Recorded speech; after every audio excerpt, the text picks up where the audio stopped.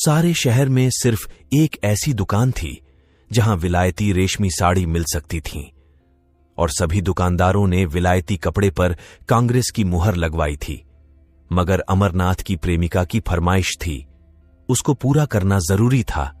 वह कई दिन तक शहर की दुकानों का चक्कर लगाते रहे, दुगुना दाम देने पर तैयार थे, लेकिन कहीं सफल मनोरथ न हुए और उसके तकाजे बराबर बढ़ते जाते थे। होली आ रही थी। आखिर वह होली के दिन कौन सी साड़ी पहनेगी? उसके सामने अपनी मजबूरी को जाहिर करना अमरनाथ के पुरुषोचित अभिमान के लिए कठिन था। उसके इशारे से वह आसमान के तारे तोड़ लाने के लिए भी तत्पर हो जाते। आखिर जब कहीं मकसद पूरा न हुआ तो उन्होंने उसी खास दुकान पर जाने का इरादा कर लिया। उन्हें यह मालूम था कि दुकान पर धरना दिया जा रहा है। सुबह से शाम तक स्वयंसेवक तैनात रहते हैं और तमाशाइयों की भी हरदम खासी भीड़ रहती है। इसलिए उस दुकान में जाने के लिए एक विशेष प्रकार के नैतिक साहस की जरूरत थी, और यह साहस अमरनाथ में जरूरत से कम था। पढ़े लिखे आदमी थे, राष्ट्रीय भावनाओं से भी अपरिचित न थे, यथाशक्ति स्वदेशी चीजें ही इस्तेमाल करते थे, मगर इस मामले में बहुत कट्टर न थे। स्वदेशी मिल जाए तो बेहतर, वरना विदेशी ही सही, इस उसूल के मानने वाले थे। और खासकर जब उसकी फरमाइश थी तब तो कोई बचाव की सूरत ही न थी। अपनी जरूरतों को तो वह शायद कुछ दिनों के लिए टाल भी देते, मगर उसकी फरमाइश तो मौत की तरह अटल है। उससे मुक्ति कहां? तय कर लिया कि आज साड़ी जरूर लाएंगे। कोई क्यों रोके? किसी को रोकने का क्या अधिकार है? माना स्वदेशी का इस्तेमाल अच्छी बात है, लेकिन किसी को जबरदस्ती करने का क्या हक है? अच्छी आजादी की लड़ाई है जिसमें व्यक्ति की आजादी का इतना बेदर्दी से खून हो। यूं दिल को मजबूत करके वह शाम को दुकान पर पहुंचे। देखा तो 5 वॉलंटियर पिकेटिंग कर रहे हैं और दुकान के सामने सड़क पर हजारों तमाशाई खड़े हैं। सोचने लगे दुकान में कैसे जाएं। कई बार कलेजा मजबूत किया और चले, मगर बरामदे तक जाते जाते हिम्मत ने जवाब दे दिया। संयोग से एक जान पहचान के पंडित जी मिल गए। उनसे पूछा, क्यों भाई, यह धरना कब तक रहेगा? शाम तो हो गई। पंडित जी ने कहा, इन सिरफिरों को सुबह और शाम से क्या मतलब? जब तक दुकान बंद न हो जाएगी यहां से न टलेंगे। कहिए, कुछ खरीदने को इरादा है? आप तो रेशमी कपड़ा नहीं खरीदते। अमरनाथ ने विवशता की मुद्रा बनाकर कहा, मैं तो नहीं खरीदता, मगर औरतों की फरमाइश को कैसे टालूं? पंडित जी ने मुस्कुराकर कहा, वाह, इससे ज्यादा आसान तो कोई बात नहीं। औरतों को भी चकमा नहीं दे सकते? 100 हीले 1000 बहाने हैं। अमरनाथ, आप ही कोई हीला सोचिए। पंडित जी, सोचना क्या है, यहां रात दिन यही किया करते हैं। 150 हीले हमेशा जेबों में पड़े रहते हैं। औरत ने कहा, हार बनवा दो। कहा, आज ही लो। 2-4 रोज के बाद कहा, सुनार माल लेकर चंपत हो गया। ये तो रोज का धंधा है भाई। औरतों का काम फरमाइश करना है, मर्दों का काम उसे खूबसूरती से टालना है। अमरनाथ, आप तो इस कला के पंडित मालूम होते हैं। पंडित जी, क्या करें भाई, आबरू तो बचानी ही पड़ती है। सूखा जवाब दें तो शर्मिंदगी अलग हो, बिगड़े वह अगल से, समझें, हमारी परवाह ही नहीं करते। आबरू का मामला है। आप एक काम कीजिए। यह तो आपने कहा ही होगा कि आजकल पिकेटिंग है। अमरनाथ, हां, यह तो बहाना कर चुका भाई, मगर वह सुनती ही नहीं। कहती है, क्या विलायती कपड़े दुनिया से उठ गए, मुझसे चले हो उड़ने। पंडित जी, तो मालूम होता है कोई धुन की पक्की औरत है। अच्छा, तो मैं एक तरकीब बताऊं। एक खाली कार्ड का बक्स ले लो, उसमें पुराने कपड़े जलाकर भर लो।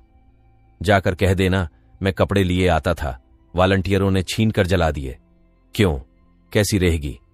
अमरनाथ, कुछ झंझटी नहीं। अजी, 20 ऐतराज करेंगी? कहीं पर्दा फाश हो जाए तो मुफ्त की शर्मिंदगी उठानी पड़े। पंडित जी, तो मालूम हो गया, आप बोधे आदमी हैं, और हैं भी आप कुछ ऐसे ही। यहां तो कुछ इस शान से हीले करते हैं कि सच्चाई की भी उसके आगे धुल हो जाए। जिंदगी यही बहाने करते गुजरी और कभी पकड़े न गए। एक तरकीब और है। इसी नमूने का देशी माल ले जाइए और कह दीजिए कि विलायती है। अमरनाथ, देशी और विलायती की पहचान उन्हें मुझसे और आपसे कहीं ज्यादा है। विलायती पर तो जल्द वियालयती का यकीन आएगा नहीं, देशी की तो बात ही क्या है। एक खद्दरपोश महाशय पास ही खड़े यह बातचीत सुन रहे थे। बोल उठे, ए साहब, सीधी सी तो बात है, जाकर साफ कह दीजिए कि मैं विदेशी कपड़े न लाऊंगा। अगर जिद करे तो दिन भर खाना न खाइए, आप सीधे रास्ते पर आ जाएगी। अमरनाथ ने उनकी तरफ कुछ ऐसी निगाहों से देखा जो कह रही थीं, आप इस कूचे को नहीं जानते, और बोले, यह आप ही कर सकते हैं, मैं नहीं कर सकता। खद्दरपोश, कर तो आप भी सकते हैं, लेकिन करना नहीं चाहते। यहां तो उन लोगों में से हैं कि अगर विदेशी दुआ से मुक्ति भी मिलती हो तो उसे ठुकरा दें। अमरनाथ, तो शायद आप घर में पिकेटिंग करते होंगे।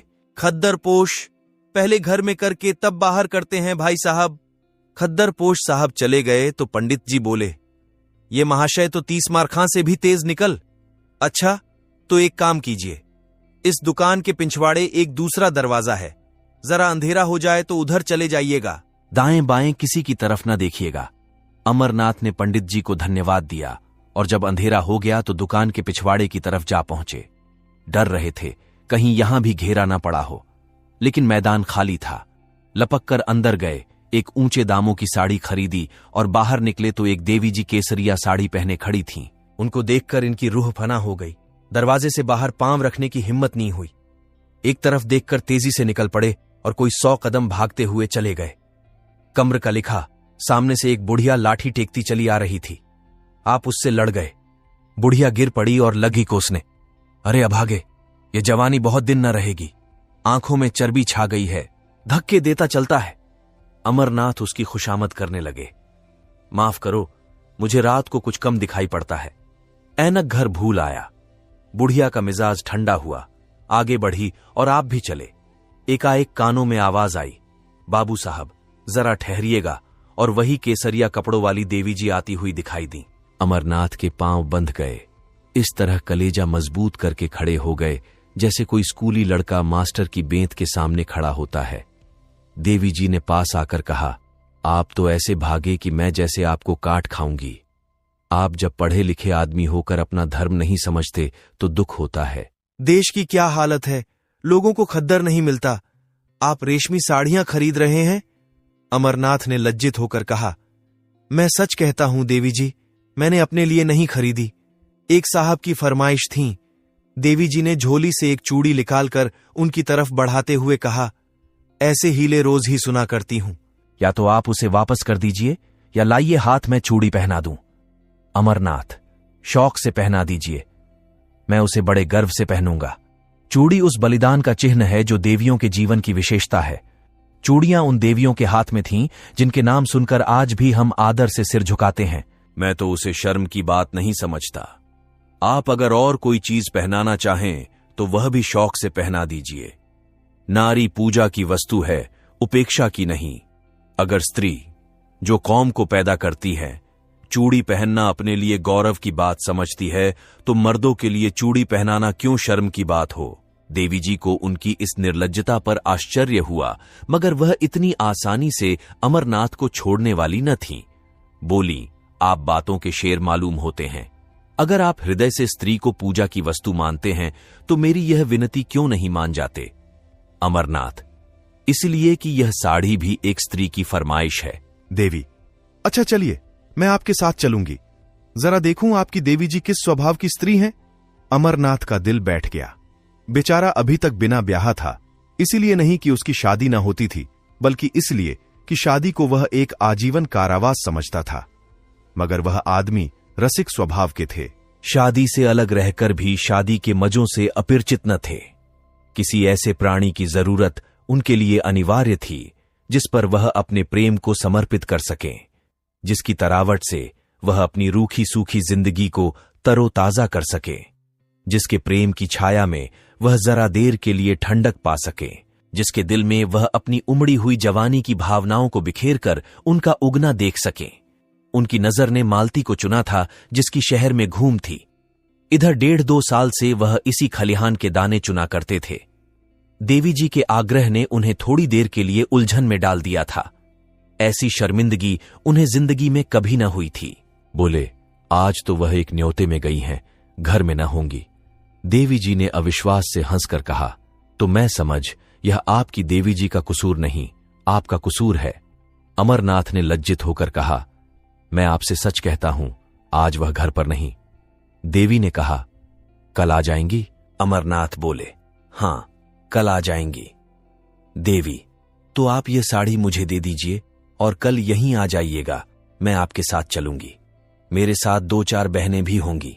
अमरनाथ ने बिना किसी आपत्ति के वह साड़ी देवी जी को दे दी और बोले, बहुत अच्छा, मैं कल आ जाऊंगा। मगर क्या आपको मुझ पर विश्वास नहीं है जो साड़ी की जमानत जरूरी है? देवी जी ने मुस्कुराकर कहा, सच्ची बात तो यही है कि मुझे आप पर विश्वास नहीं। अमरनाथ ने स्वाभिमान पूर्वक कहा, अच्छी बात है, आप इसे ले जाएं। देवी ने क्षण भर बाद कहा, शायद आपको बुरा लग रहा हो कि कहीं साड़ी गुम न हो जाए, इसे आप लेते जाइए, मगर कल आइए जरूर। अमरनाथ स्वाभिमान के मारे बगैर कुछ कहे घर की तरफ चल दिए। देवी जी, लेते जाइए करती रह गईं। अमरनाथ घर न जाकर एक खद्दर की दुकान पर गए और 2 सूटों का खद्दर खरीदा। फिर अपने दर्जी के पास ले जाकर बोले, खलीफा, इसे रातों रात तैयार कर दो, मुहम्मागी सिलाई दूंगा। दर्जी ने कहा, बाबू साहब, आजकल तो होली की भीड़ है, होली से पहले तैयार ना हो सकेंगे। अमरनाथ ने आग्रह करते हुए कहा, मैं मुंहमांगी सिलाई दूंगा, मगर कल दोपहर तक मिल जाए, मुझे कल एक जगह जाना है। अगर दोपहर तक न मिले तो फिर मेरे किस काम के न होंगे। दर्जी ने आधी सिलाई पेशगी ले ली और कल तैयार कर देने का वादा किया। अमरनाथ यहां से आश्वस्त होकर मालती की तरफ चले। कदम आगे बढ़ते थे लेकिन दिल पीछे रहा जाता था। काश वह उनकी इतनी विनती स्वीकार कर ले कि कल 2 घंटे के लिए उनके वीरान घर को रोशन करे, लेकिन यकीनन वह उन्हें खाली हाथ देखकर मुंह फेर लेगी, सीधे मुंह बात नहीं करेगी, आने का जिक्र ही क्या, एक ही बेमुरौवत है। तो कल आकर देवी जी से अपनी सारी शर्मनाक कहानी बयान कर दूं? उस भोले चेहरे की निस्वार्थ उम्मग उनके दिल में एक हलचल पैदा कर रही थी। उन आंखों में कितनी गंभीरता थी, कितनी सच्ची सहानुभूति, कितनी पवित्रता। उसके सीधे सादे शब्दों में कर्म की ऐसी प्रेरणा थी कि अमरनाथ का अपने इंद्रिय परायण जीवन पर शर्म आ रही थी। अब तक कांच के टुकड़े को हीरा समझकर सीने से लगाए हुए थे, आज उन्हें मालूम हुआ हीरा किसे कहते हैं। उसके सामने वह टुकड़ा तुच्छ मालूम हो रहा था। मालती की वह जादू भरी चितवन, उसकी वह मीठी अदाएं, उसकी शोखियां और नखरे सब जैसे मुलम्मा उड़ जाने के बाद अपनी असली सूरत में नजर आ रहे थे और अमरनाथ के दिल में नफरत पैदा कर रहे थे। वह मालती की तरफ जा रहे थे, उसके दर्शन के लिए नहीं, बल्कि उसके हाथों से अपना दिल छीन लेने के लिए। प्रेम का भिखारी आज अपने भीतर एक विचित्र अनिच्छा का अनुभव कर रहा था। उसे आश्चर्य हो रहा था कि अब तक वह क्यों इतना बेखबर था। वह तिलिस्म जो मालती ने वर्षों के नाज नखरे हाव भाव से बांधा था, आज किसी छू मंतर से तार तार हो गया था। मालती ने उन्हें खाली हाथ देखकर त्योरियां चढ़ाते हुए कहा, साड़ी लाए या नहीं? अमरनाथ ने उदासीनता के ढंग से जवाब दिया नहीं। मालती ने आश्चर्य से उनकी तरफ देखा नहीं। वह उनके मुंह से यह शब्द सुनने की आदी न थी। यहां उसने संपूर्ण समर्पण पाया था। उसका इशारा अमरनाथ के लिए भाग्य लिपि के समान था। बोली, क्यों अमरनाथ, क्यों नहीं लाए? मालती, बाजार में मिली ना होगी, तुम्हें क्यों मिलने लगी और मेरे लिए? अमरनाथ, नहीं साहब, मिली मगर लाया नहीं। मालती, आखिर कोई वजह? रुपये मुझसे ले जाते। अमरनाथ, तुम खामखाह जलाती हो, तुम्हारे लिए जान देने को मैं हाजिर रहा। मालती, तो शायद तुम्हें रुपये जान से भी ज्यादा प्यारे हों। अमरनाथ, तुम मुझे बैठने दोगी या नहीं? अमर, मेरी सूरत से नफरत हो तो चला जाऊं। मालती, तुम्हें आज हो क्या गया है? तुम तो इतने तेज मिजाज के न थे। अमरनाथ, तुम बातें ही ऐसी कर रही हो। मालती, तो आखिर मेरी चीज क्यों नहीं लाए? अमरनाथ ने उसकी तरफ बड़े वीर भाव के साथ देखकर कहा। दुकान पर गया, जिल्लत उठाई और साड़ी लेकर चला तो एक औरत ने छीन ली। मैंने कहा, मेरी बीवी की फरमाइश है, तो बोली, मैं उन्हीं को दूंगी, कल तुम्हारे घर आऊंगी। मालती ने शरारत भरी नजरों से देखते हुए कहा, तो यह कहिए, आप दिल हथेली पर लिए फिर रहे थे, एक औरत को देखा और उसके कदमों पर चढ़ा दिया। अमरनाथ वह उन औरतों में नहीं जो दिलों की घात में रहती हैं। मालती तो कोई देवी होगी। अमरनाथ, मैं उसे देवी ही समझता हूं। मालती, तो आप उस देवी की पूजा कीजिएगा। अमरनाथ, मुझ जैसे आवारा नौजवान के लिए उस मंदिर के दरवाजे बंद हैं। मालती बहुत सुंदर होगी। अमरनाथ न सुंदर है, न रूप वाली, न ऐसी अदाएं कुछ, न मधुर भाषिणी, न तनवंगी, बिल्कुल एक मामूली मासूम लड़की है। लेकिन जब मेरे हाथ से उसने साड़ी छीन ली तो मैं क्या कर सकता हूं? मेरी गैरत ने तो गवारा न किया कि उसके हाथ से साड़ी छीन लूं। तुम ही इंसाफ करो, वह दिल में क्या कहती? मालती, तो तुम्हें इसकी ज्यादा परवाह है कि वह अपने दिल में क्या कहेगी। मैं क्या कहूंगी? इसकी जरा भी परवाह न थी। मेरे हाथ से कोई मर्द मेरी कोई चीज छीन ले तो देखूं, चाहे वह दूसरा कामदेव ही क्यों ना हो। अमरनाथ, अब इसे चाहे मेरी कायरता समझो, चाहे हिम्मत की कमी, चाहे शराफत, मैं उसके हाथ से न छीन सका। मालती, तो कल वह साड़ी लेकर आएगी। क्यों? अमरनाथ, जरूर आएगी। मालती, तो जाकर मुंह धो आओ। तुम इतने नादान हो यह मुझे मालूम न था। साड़ी देकर चले आए, अब कल वह आपको देने आएगी। कुछ भंग तो नहीं खा गए? अमरनाथ, खैर, इसका इम्तिहान कल ही हो जाएगा, अभी से क्यों बदगुमानी करती हो? तुम शाम को जरा देर के लिए मेरे घर तक चली चलना। मालती, जिससे आप कहें कि यह मेरी बीवी है। अमरनाथ, मुझे क्या खबर थी कि वह मेरे घर आने के लिए तैयार हो जाएगी, नहीं तो और कोई बहाना कर देता। मालती, तो आपकी साड़ी आपको मुबारक हो, मैं नहीं जाती। अमरनाथ, मैं तो रोज तुम्हारे घर आता हूं, तुम एक दिन के लिए भी नहीं चल सकती? मालती ने निष्ठुरता से कहा, अगर मौका आ जाए तो तुम अपने को मेरा शौहर कहलाना पसंद करोगे? दिल पर हाथ रखकर कहना। अमरनाथ दिल में कट गए। बात बनाते हुए बोले, मालती, तुम मेरे साथ अन्याय कर रही हो। बुरा न मानना, मेरे तुम्हारे बीच प्यार और मोहब्बत दिखलाने के बावजूद एक दूरी का पर्दा पड़ा था। हम दोनों एक दूसरे की हालत को समझते थे और इस पर्दे का हटाने की कोशिश न करते थे। यह पर्दा हमारे संबंधों की अनिवार्य शर्त था। हमारे बीच एक व्यापारिक समझौता सा हो गया।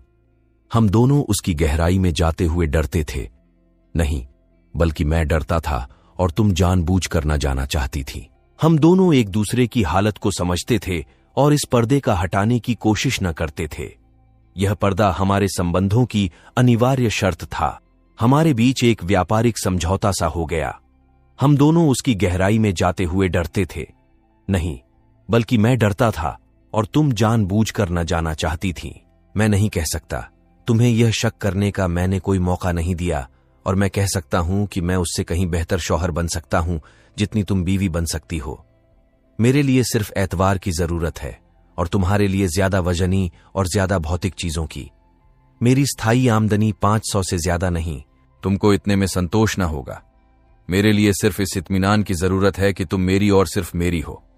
बोलो, मंजूर है? मालती को अमरनाथ पर रहम आ गया। उसकी बातों में जो सच्चाई भरी हुई थी उससे वह इनकार न कर सकी। उसे यह भी यकीन हो गया कि अमरनाथ की वफा के पैर डगमगाएंगे नहीं। उसे अपने ऊपर इतना भरोसा था कि वह उसे रस्सी से मजबूत जकड़ सकती है, लेकिन खुद जकड़े जाने पर वह अपने को तैयार न कर सकी। उसकी जिंदगी मोहब्बत की बाजीगरी में, प्रेम के प्रदर्शन में गुजरी थी।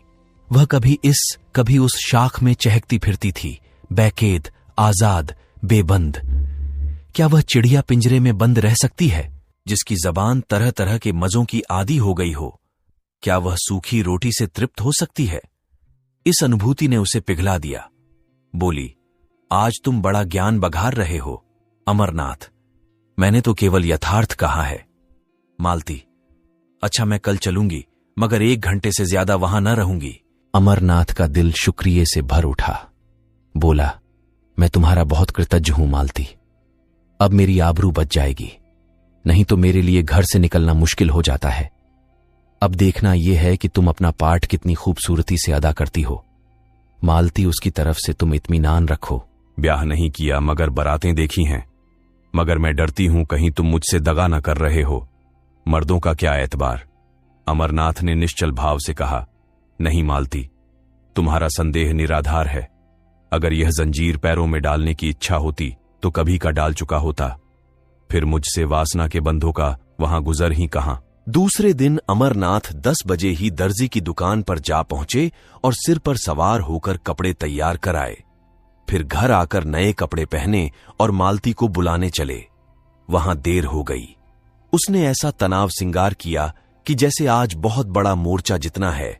अमरनाथ ने कहा, वह ऐसी सुंदरी नहीं है जो तुम इतनी तैयारियां कर रही हो। मालती ने बालों में कंघी करते हुए कहा, तुम इन बातों को नहीं समझ सकते, चुपचाप बैठे रहो। अमरनाथ, लेकिन देर जो हो रही है।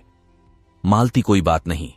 भय की उस सहज आशंका ने, जो स्त्रियों की विशेषता है, मालती को और भी अधिक सर्तक कर दिया था। अब तक उसने कभी अमरनाथ की ओर विशेष रूप से कोई कृपा न की थी।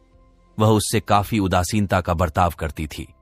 लेकिन कल अमरनाथ की भंगिमा से उसे एक संकट की सूचना मिल चुकी थी और वह उस संकट का अपनी पूरी शक्ति से मुकाबला करना चाहती थी। शत्रु को तुच्छ और अपदार्थ समझना स्त्रियों के लिए कठिन है। आज अमरनाथ को अपने हाथ से निकलते वह अपनी पकड़ को मजबूत कर रही थी। अगर इस तरह की उसकी चीजें एक एक करके निकल गईं, तो फिर वह अपनी प्रतिष्ठा कब तक बनाए रख सकेगी। जिस चीज पर उसका कब्जा है, उसकी तरफ कोई आंख ही क्यों उठाए। राजा भी तो एक एक अंगुल जमीन के पीछे जान देता है। वह इस नए शिकारी को हमेशा के लिए अपने रास्ते से हटा देना चाहती थी। उसके जादू को तोड़ देना चाहती थी। शाम को वह परी जैसी अपनी नौकरानी और नौकर को साथ लेकर अमरनाथ के घर चली। अमरनाथ ने सुबह 10 बजे तक मर्दाने घर को जनानेपन का रंग देने में खर्चा किया था। ऐसी तैयारियां कर रखी थीं जैसे कोई अफसर मुआयना करने वाला हो। मालती ने घर में पैर रखा तो उसकी सफाई और सजावट देखकर बहुत खुश हुई। जनाने हिस्से में कई कुर्सियां रखी थीं। बोली, अब लाओ अपनी देवी जी को, मगर जल्द आना, वरना मैं चली जाऊंगी। अमरनाथ लपके हुए विलायती दुकान पर गए। आज भी धरना था। तमाशाइयों की वहीं भीड़। वहां देवी जी नहीं।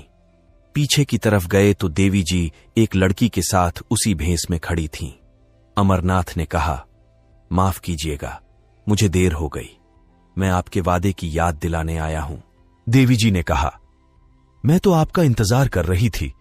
चलो सुमित्रा, जरा आपके घर हो आएं। कितनी देर है? अमरनाथ, बहुत पास है, एक तांगा कर लूंगा। 15 मिनट में अमरनाथ दोनों को लिए घर पहुंचे। मालती ने देवी जी को देखा और देवी जी ने मालती को। एक किसी रईस का महल था, आलीशान। दूसरी किसी फकीर की कुटिया थी, छोटी सी तुच्छ। रईस के महल में आडंबर और प्रदर्शन था, फकीर की कुटिया में सादगी और सफाई। मालती ने देखा, भोली लड़की है जिसे किसी तरह सुंदर नहीं कह सकते, पर उसके भोलेपन और सादगी में जो आकर्षण था, उससे वह प्रभावित हुए बिना न रह सकी। देवी जी ने भी देखा, एक बनी संवरी बेधड़क और घमंडी औरत है जो किसी न किसी वजह से उस घर में अजनबी सी मालूम हो रही है, जैसे कोई जंगली जानवर पिंजरे में आ गया हो। अमरनाथ सिर झुकाए मुजरिमों की तरह खड़े थे और ईश्वर से प्रार्थना कर रहे थे कि किसी तरह आज पर्दा रह जाए। देवी ने आते ही कहा, बहन, आप भी सिर से पांव तक विदेशी कपड़े पहने हुई हैं। मालती ने अमरनाथ की तरफ देखकर कहा, मैं विदेशी और देशी के फेर में नहीं पड़ती। जो यह लाकर देते हैं वह पहनती हूं। लाने वाले हैं ये, मैं थोड़े ही बाजार जाती हूं। देवी ने शिकायत भरी आंखों से अमरनाथ की तरफ देखकर कहा, आप तो कहते थे यह इनकी फरमाइश है, मगर आप ही का कसूर निकल आया। मालती, मेरे सामने इनसे कुछ मत कहो। तुम बाजार में भी दूसरे मर्दों से बातें कर सकती हो। जब वह बाहर चले जाएं तो जितना चाहे कह सुन लेना। मैं अपने कानों से नहीं सुनना चाहती। देवी जी, मैं कुछ कहती नहीं, और बहन जी, मैं कह ही क्या कर सकती हूं। कोई जबरदस्ती तो है नहीं, बस विनती कर सकता हूं। मालती, इसका मतलब यह है कि इन्हें अपने देश की भलाई का जरा भी ख्याल नहीं। उसका ठेका तुम्ही ने ले लिया है। पढ़े लिखे आदमी हैं, 10 आदमी इज्जत करते हैं, अपना नफा नुकसान समझ सकते हैं। तुम्हारी क्या हिम्मत कि उन्हें उपदेश देने बैठो, या सबसे ज्यादा अक्लमंद तुम ही हो। देवी जी, आप मेरा मतलब गलत समझ रही हैं बहन। मालती, हां, गलत तो समझूंगी ही। इतनी अक्ल कहां से लाऊं कि आपकी बातों का मतलब समझूं। खद्दर की साड़ी पहन ली, झोली लटका ली, एक बिल्ला लगा लिया, बस अब अख्तियार है, जहां चाहें आएं जाएं, जिससे चाहें हंसें बोलें। घर में कोई पूछता नहीं तो जेल खाने का भी क्या डर। मैं इसे हुड़दंगापन समझती हूं जो शरीफों की बहू बेटियों को शोभा नहीं देता। अमरनाथ दिल में कटे जा रहे थे, छिपने के लिए बिल ढूंढ रहे थे। देवी की पेशानी पर जरा बल न था, लेकिन आंखें डबडबा रही थीं। अमरनाथ ने मालती से जरा तेज स्वर में कहा, क्यों खामखाह किसी का दिल दुखाती हो? ये देवियां अपना ऐश आराम छोड़कर ये काम कर रही हैं, क्या तुम्हें इसकी बिल्कुल खबर नहीं? मालती, रहने दो, बहुत तारीफ न करो। जमाने का रंग ही बदला जा रहा है, मैं क्या करूंगी और तुम क्या करोगे? तुम मर्दों ने औरतों को घर में इतनी बुरी तरह कैद किया कि आज वे रस्म रिवाज, शर्म हया को छोड़कर निकल आई हैं, और कुछ दिनों में तुम लोगों की हुकूमत का खात्मा हुआ जाता है। विलायती और विदेशी तो दिखलाने के लिए हैं, असल में यह आजादी की ख्वाहिश है जो तुम्हें हासिल है। तुम अगर 2-4 शादियां कर सकते हो तो औरत क्यों न करे? सच्ची बात यह है, अगर आंखें हैं तो अब खोल कर देखो। मुझे वह आजादी न चाहिए। यहां तो लाज ढोते हैं और मैं शर्म हया को अपना सिंगार समझती हूं। देवी जी ने अमरनाथ की तरफ फरियाद की आंखों से देखकर कहा, बहन ने औरतों को जलील करने की कसम खा ली है। मैं बड़ी बड़ी उम्मीदें लेकर आई थी, मगर शायद यहां से नाकाम जाना पड़ेगा। अमरनाथ ने वह साड़ी उसको देते हुए कहा, नहीं, बिल्कुल नाकाम तो आप नहीं जाएंगी। हां, जैसी कामयाबी की आपको उम्मीद थी वह ना होगी।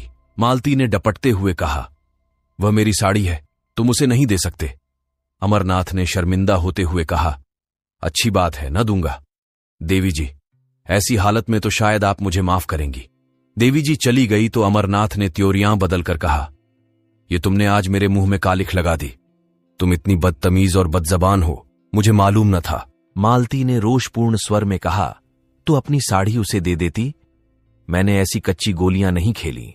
अब तो बदतमीज भी हूं, बदजबान भी। उस दिन इन बुराइयों में से एक भी न थी जब मेरी जूतियां सीधी करते थे। इस छोकरी ने मोहिनी डाल दी। जैसी रूह वैसे फरिश्ते, मुबारक हो। यह कहती हुई मालती बाहर निकली। उसने समझा था जबान चलाकर और ताकत से वह उस लड़की को उखाड़ फेंकेगी, लेकिन जब मालूम हुआ कि अमरनाथ आसानी से काबू में आने वाला नहीं तो उसने फटकार बताई। इन दामों अगर अमरनाथ मिल सकता था तो बुरा न था, उससे ज्यादा कीमत वह उसके लिए दे न सकती थी। अमरनाथ उसके साथ दरवाजे तक आए। जब वह तांगे पर बैठी तो बिनती करते हुए बोले, यह साड़ी दे दो ना मालती, मैं तुम्हें कल इससे अच्छी साड़ी ला दूंगा। मगर मालती ने रूखेपन से कहा, यह साड़ी तो अब लाख रुपए पर भी नहीं दे सकती। अमरनाथ ने त्योरियां बदलकर जवाब दिया, अच्छी बात है, ले जाओ, मगर समझ लो यह मेरा आखिरी तोहफा है। मालती ने होंठ चढ़ाकर कहा, इसकी परवाह नहीं, तुम्हारे बगैर मैं मर नहीं जाऊंगी, इसका तुम्हें यकीन दिलाती हूं।